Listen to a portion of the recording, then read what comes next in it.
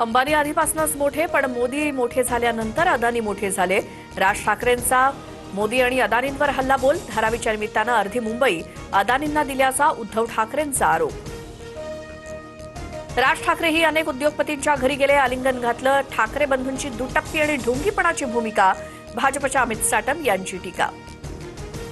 मराठी आणि हिंदूंमध्ये फडणवीसांनी गफलत करू नये, फडणवीस हिंदू आहेत की नाहीत ते सांगावं।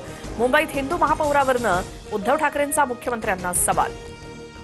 भाजपला मोदी आणि ईव्हीएमची मस्ती, पत्त्याच्या बंगल्यातला मोदी सर्वात खालचा पत्ता। भाजपत धाडकन कोसळेल, राज ठाकरेंची फडणवीसांवर टीका। भाजपकडनं काही चांगलं होईल अशी अपेक्षा होती, पण पैसे वाटून माणसं ढापायची हाच धंदा।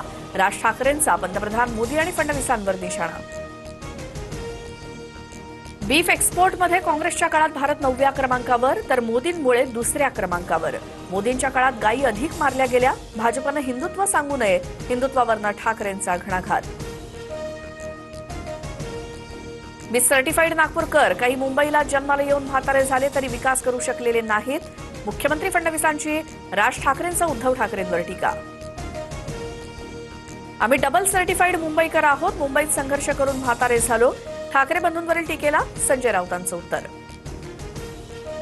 कुणी कितीही मोठ्या बापाचा असू द्या, मी गुंडगिरी मोडून काढणार। पिंपरी चिंचवडच्या सभेत अजित पवारांचा इशारा। तर पिंपरीतील 2 गरुडांची मक्तेदारी रॉकी भाई म्हणजे अजितदादा संपवणार। रोहित पवारांचा महेश लांडगे आणि शंकर जगतापांवरती निशाणा।